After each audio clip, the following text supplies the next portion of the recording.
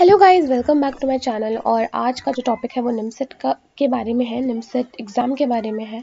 निमसेट एक national level exam है और बहुत ही ज़्यादा इंपॉर्टेंट है जो बच्चा बीसीए कर रहा है या बीएससी कर रहा है कंप्यूटर साइंस में, क्योंकि एक निमसेट ही है जो उसको एक अच्छी प्लेसमेंट दिला सकता है अगर उसको उस कॉलेज में उसका एडमिशन हो गया तो। ऐसा मैं नहीं कह रही हूँ कि बाकी कॉलेज में आप नहीं कर सकते, ऑब्वियसली कर सकते हो, बट जब एक अच्छे कॉलेज का नाम आपके रिज्यूमे में होता है तो इंप्रेशन थोड़ा सा ज़्यादा अच्छा बनता है। बहुत ज़्यादा इफेक्टिव तो नहीं होता, क्योंकि इंटरव्यू में एक्चुअली पता चलता है कि बच्चा कैसे प्रिपेयर होके आया है, वो कैसे आंसर दे रहा है क्वेश्चन का। सो इतना मैटर नहीं करता, बट यप थोड़ा सा करता है और इसलिए लोग अच्छे कॉलेज के पीछे भागते हैं। तो आज हम निमसेट के बारे में बात करेंगे। सो निमसेट में बेसिकली होता क्या है कि ये एक नेशनल लेवल एग्ज़ाम है। किसके लिए? एक्चुअली ये है एमसीए के लिए, अगर आपको एमसीए करना है। ओके, तो यहाँ पर जो सिलेबस है उसके बारे में बात करूँगी, टाइम कितना लगता है, कब होता है और सैलरी कितनी होती है।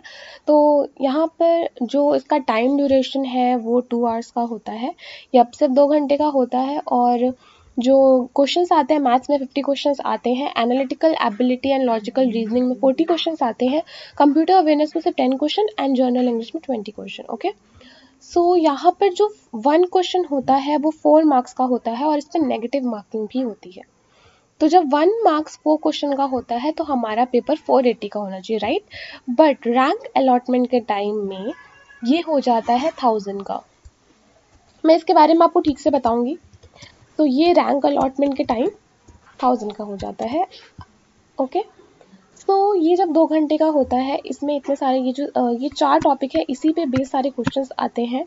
और रैंक अलॉटमेंट के टाइम में क्या होता है कि जो एक क्वेश्चन है मैथ्स में वो आपका 12 मार्क्स का हो जाता है, ताकि वो ठीक से एक एवरेज मार्क्स निकाल पाए। बच्चों को सेलेक्ट करने में ईजी पड़ता है, इस वजह से वो ऐसे करते हैं कि मैथ्स में एक क्वेश्चन आपका 12 मार्क्स का हो जाता है, लॉजिकल में वो 4 को 1.5 इसकी वैल्यू रहती है, तो ये 6 मार्क्स का हो जाता है एक क्वेश्चन। और मैं सिर्फ एक क्वेश्चन की बात कर रही हूँ, और कंप्यूटर अवेयरनेस 8 मार्क्स का और इंग्लिश होता है 4 मार्क्स का। तो आप समझ रहे हैं कितना ज़्यादा वैल्यू है। आप कभी भी एग्ज़ाम लिखते टाइम ये मत सोचना कि जो आपका जो क्वेश्चन है वो आपका 4 मार्क्स का है। आप ये सोच के चलना कि आपका जो मैथ का जो क्वेश्चन आप सॉल्व कर रहे हो उसके आपको 12 मार्क्स मिलेंगे। और सबसे बड़ी रिक्वेस्ट होती है कि कभी भी प्लीज़ जो क्वेश्चन है अगर आपको नहीं आता है तो वो नहीं करना चाहिए, क्योंकि उस पर नेगेटिव मार्किंग बहुत ज़्यादा प्रेशर डाल देती है बच्चों पे। तो इस वजह से जो आपको कंफर्म है, जो आपको आता है, आपको वही करना चाहिए। 2018 और 19 में, मतलब वैसे ये मई में होता है एग्ज़ाम, बट 2020 में ये अक्टूबर में हुआ था, और 2021 में इस साल ये 7 अगस्त को हुआ है। तो इस बार कोरोना के टाइम में इसलिए हुआ ये सब। नेक्स्ट ईयर कोरोना रहेगा नहीं रहेगा कुछ पता नहीं है, तो उस पर हम डिपेंड नहीं करते, कभी भी हो सकता है, इसलिए आपको हमेशा प्रिपेयर रहना चाहिए। ओके, तो आपको समझ में आ गया होगा। अब मैं यहाँ पर रैंक अलॉटमेंट की बात करूँ तो जो आपका 1000 में से 600 मार्क्स का सिर्फ मैथ्स ही है। यहाँ पर मैथ्स को इतनी इम्पोर्टेंस दे रखी है क्योंकि जब जब एक पर्सन को, एक स्टूडेंट को मैथ्स आती है और एक अच्छी कोडिंग आती है, उसका कॉम्बिनेशन बहुत बहुत ज़्यादा अच्छा होता है। साइंटिफिक रिसर्च के लिए बहुत ज़्यादा अच्छा होता है। अगर आपको रिसर्च में जाना है, या वैसे भी मैथ्स बहुत अच्छी चीज़ है, अगर आप कर लेते हैं तो काफ़ी ज़्यादा नॉलेज मिलता है। तो मैथ्स इसलिए इसमें ज़्यादा इंपॉर्टेंट है। तो यहाँ पर 600 मार्क्स का जो है मैथ्स है, 240 का एनालिटिकल एबिलिटी या लॉजिकल रीजनिंग है, कंप्यूटर अवेयरनेस 80 का है और जनरल इंग्लिश भी 80 का है। तो यहाँ पर आपका दोनों का वेटेज सेम है, इंग्लिश और कंप्यूटर अवेयरनेस का। ओके, सो मैंने यहाँ पर लिखा है if you will get 600 plus you will get top 5 NITs। या ये सही है, टॉप 5 NITs आपको मिल जाएगा अगर आपके 600 प्लस आ जाते हैं। मतलब आप समझ लीजिए कि अगर आपने पूरा 600 मार्क्स ले लिया मैथ्स में, ऑब्वियसली ले भी सकता है, बट कुछ बच्चों के लिए बहुत ज़्यादा इम्पॉसिबल। लाइक मेरे लिए मैथ्स इजी है, बहुत ज़्यादा नहीं, पर मुझे कभी कभी मैथ्स बहुत टफ लगती है, खासकर इंटीग्रल और कैलकुलस को लेके चले तो, और वो है सिलेबस में। तो इसलिए मुझे तो पता नहीं क्या होने वाला है मेरा, क्योंकि मैं भी एग्ज़ाम दूंगी ऑब्वियसली अपने बीसीए के बाद। अभी मैं बीसीए कर रही हूँ। तो यहाँ पर अगर आप 600 मार्क्स ले आते हो फुल, और आप एक इंग्लिश में 80 ले आते हो, तो 680 तो आपके ऐसे ही हो गए। तो आपको ऐसे ही टॉप 5 में कॉलेज मिल जाएगा। मजाक कर रही हो, आपको सारे के सारे सिलेबस अच्छी तरह पढ़ने हैं, ताकि अगर आप इस पे 400 भी लाए तो आप इस पे 100 लाएं कम से कम, और इसमें बाकी 80। तो आपको सोच समझ के प्रिपेयर करना है कि आप कौन सा ज़्यादा अच्छी तरह कर सकते हो। पर मैथ्स में आपको फोकस करना ही पड़ेगा, आपके पास कोई भी ऑप्शन नहीं है, क्योंकि उसका मैक्स वेटेज है 600। और अगर आपके इनमें से किसी में भी सिर्फ 0 आ जाता है, मतलब आप एक नंबर मतलब 4 मार्क्स नहीं, आप 8 मार्क्स भी नहीं ला पाते हो किसी भी एक सब्जेक्ट में, तो आप फेल हो जाओगे, आपको कोई कॉलेज नहीं मिलेगा। इसलिए सब में मार्क्स लाना इम्पॉर्टेंट है। Okay, now if we will talk about syllabus, तो यहाँ पर मैथमेटिक्स में आपके सेट थ्योरी है, प्रोबेबिलिटी है, algebra, coordinate geometry, calculus, vector and trigonometry. अब यहाँ की मैं बात करूँ, मेरे हिसाब से सिर्फ जो मेन जो टफ है वो है कैलकुलस, एंड बाकी कर सकते हैं अगर ज़्यादा प्रैक्टिस करें तो। सेट तो बहुत इजी है, बट आपको लास्ट ईयर के पेपर्स को कंपेयर करना पड़ेगा। एंड इवन अगर आप सेट की बात सेट में देखें तो यहाँ पर आपकी परमिटेशन एंड कॉम्बिनेशन आ जाता है, जो कि थोड़ा टफ है, वो आपको बहुत ज़्यादा पढ़ना पड़ेगा, आप तभी क्लियर कर पाओगे। उसके बाद आपका आ जाता है प्रोबेबिलिटी एंड स्टैटिस्टिक। इसमें बेसिक कॉन्सेप्ट ऑफ थ्योरी है, एवरेज, डिपेंडेंट एंड इंडिपेंडेंट, ये भी ठीक है। मेन जो हमारे यहाँ पर आता है कैलकुलस, जो थोड़ा टफ होता है, बट अगर आप क्वेश्चन सॉल्व करते हैं लास्ट ईयर के तो आप वो भी क्लियर कर सकते हैं। अब मैं यहाँ पर नेक्स्ट इसकी बात करूँ तो वो है analytical ability and logical reasoning. इस पर कुछ भी आ सकता है, आप अपने किसी भी एंट्रेंस एग्जाम के अगर देखें तो ऑलमोस्ट सब में होता है और वो सब सेम ही होता है, तो आप प्रिपेयर कर सकते हैं। कंप्यूटर अवेयरनेस की मैं बात करूँ, अगर आपके कॉलेज में आपको DLCA पढ़ाया है, डिजिटल इलेक्ट्रॉनिक्स, तो आप ये आराम से क्रैक कर सकते हो, क्योंकि मैक्सिमम क्वेश्चन जो होते हैं वो DLCA से होते हैं।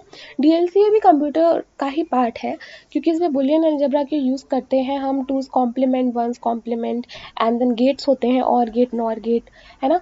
तो वो आपने पढ़ा होगा तो आप ये आराम से क्रैक कर लेंगे, इसमें कोई प्रॉब्लम नहीं है। This one is so easy. Now general English की बात करें तो यहाँ पर आपको वर्ड्स पढ़ने पड़ेंगे रोज़, आपको synonyms, antonyms and word power, आपकी वर्ड्स बहुत स्ट्रांग होने चाहिए, वोकैबुलरी बहुत स्ट्रांग होनी चाहिए। मेरी नहीं है पर मैं करने की ट्राई ऑब्वियसली करूँगी। एंड यहाँ पर आपको ईडियम्स आने चाहिए, मुहावरे पता होने चाहिए, ठीक है। टेक्निकल राइटिंग आ सकता है इसमें, आता ही है वैसे तो। And comprehension you should know, usage of correct form of verbs, preposition and articles, तो ये सब है इम्पॉर्टेंट। अब आप समझ जाइए कि आपको ऑलमोस्ट, अगर आप BCA में हैं तो अगर आप तो फर्स्ट ईयर से भी तैयारी कर सकते हो और सेकंड ईयर से भी, पर थर्ड ईयर से मत स्टार्ट करना, क्योंकि थर्ड ईयर में आपको प्रेशर होता है, आपके सेमेस्टर टफ होते हैं, आपको प्रोजेक्ट्स बनाने होते हैं, आपको इंटर्नशिप करना होता है, तो अब थर्ड ईयर में बहुत ज़्यादा हेक्टिक होता है। इसलिए सेकेंड ईयर से मैं आपको प्रेफर करूँगी पढ़ने के लिए। तो यहाँ से अगर हम देखा जाए तो मैथमेटिक्स इज़ सो इम्पॉर्टेंट, और मैथमेटिक्स आपको स्टार्ट कर देनी चाहिए सेकेंड ईयर से। फर्स्ट ईयर से जो बच्चे कर सकते हैं वो कर ले, क्योंकि फर्स्ट ईयर मैंने क्या किया, अभी मेरा ऑलमोस्ट फर्स्ट ईयर कंप्लीट हो चुका है, तो फर्स्ट ईयर मैंने जस्ट एक्सप्लोर किया है कि क्या क्या चीज़ें हैं, कितनी इंपॉर्टेंट है। मैंने अपने सिलेबस पढ़े हैं अच्छे तरह, बट अब जब लगता है कि ठीक है अब मैं आराम से कर सकती हूँ, मैं दोनों को एक साथ हैंडल कर सकती हूँ, तो अब मैं इसकी प्रिपरेशन भी स्टार्ट कर दूँगी। तो ये बहुत ही मैथ्स टफ है थोड़ा, बाकी सब बहुत ईजी है, तो मैथ्स में आप थोड़ा ज़्यादा जोर लगाइएगा, ज़्यादा इम्पॉर्टेंट है इसलिए, क्योंकि आप देख सकते हैं 600 मार्क्स का मैथ्स है, और 600 प्लस अगर आपके मार्क्स आ जाते हैं तो 5 NITs में आपको आराम से कॉलेज मिल जाएगा। ओके, और यहाँ पर मैंने कुछ बुक्स मेंशन किया है, ये सब मैंने अपने एक्चुअली रेफर के रखा था, बट मैंने यहाँ पर रिसर्च करने के बाद ही सारी बुक्स को मैंने सेलेक्ट किया है, तो ये सारी बुक्स मैं नीचे मेंशन कर दूँगी, और आपको इनमें से जो भी सही लगे वो खरीद के पढ़ने लग जाए ना। और ये जो सारा ये जो बुक्स हैं, ये बुक्स अगर आपके एक बार कंप्लीट हो गई तो आप MCA एंट्रेंस एग्ज़ाम के जो लास्ट ईयर के पेपर्स होते हैं वो ज़रूर सॉल्व करिएगा, क्योंकि वो सबसे ज़्यादा इंपॉर्टेंट है। और मैं सबसे बेस्ट बात बताऊँ, आई नो JEE बहुत ज़्यादा टफ एग्ज़ाम होता है, मैंने दिया है और मैं कभी उस पर क्लियर नहीं कर पाई हूँ, मैंने 2 बार दिया था। तो ये JEE का जो होता है, इसमें जो क्वेश्चंस होते हैं मैथ्स के, आप वो ट्राई करना। एक्चुअली मैंने बिना प्रिपरेशन के दिया था, क्योंकि मुझे IIT में उस टाइम को जाना नहीं था। तो ये जो है बहुत इंपॉर्टेंट है, अगर आप JEE क्वेश्चन मैथ्स के क्वेश्चंस कर लेते हो JEE के, तो आप तो पक्का ये क्लियर कर ही जाओगे। सो ये था पूरा ओवरव्यू निमसेट का।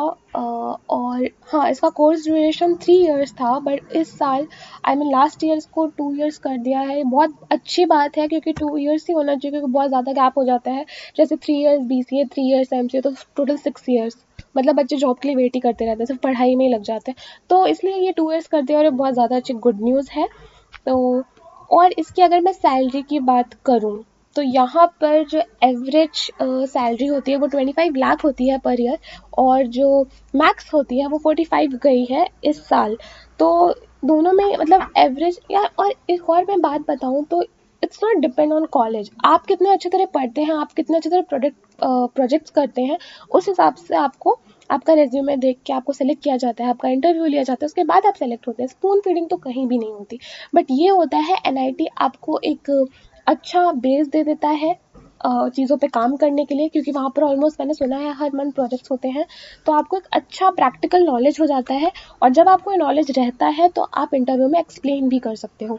थ्योरी सिर्फ 10% काम आती है, 90% आपका प्रैक्टिकल वर्क ही काम आएगा। तो ये वीडियो देखने के लिए thank you so much and have a nice day. और प्लीज़ अगर आपको वीडियो पसंद आई हो तो लाइक और सब्सक्राइब ज़रूर कर देना। Thank you so much, bye bye.